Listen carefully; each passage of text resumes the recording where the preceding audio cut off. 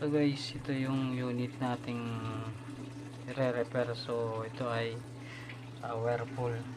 Bali ang issue daw nito, sabi ni sir, ay nagpupuno lang ng tubig. Hindi siya makapag-wash sir, ano? Nagwa-wash. Nakakapag-wash pag Diretso. pero diretso pa rin ang tubig.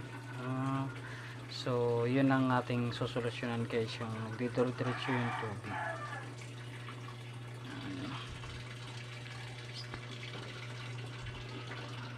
Hindi na pala napupos ito.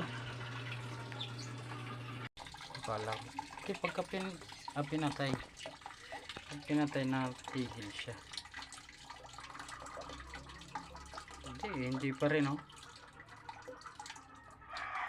Pagpatay makid. Pagpatay din eh. Hindi na ano doon. Okay. So guys, Kuya, iwanan ko muna namin sa sige po, opo.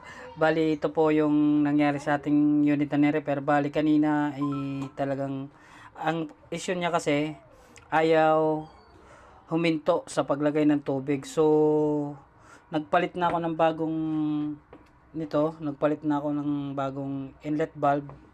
So, ganun pa rin. At saka, ano siya, shorted na si board. So, nagsabi ko kay bossing,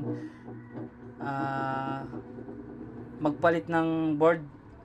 So nagpalit kami ng board. Ito na po yung unit.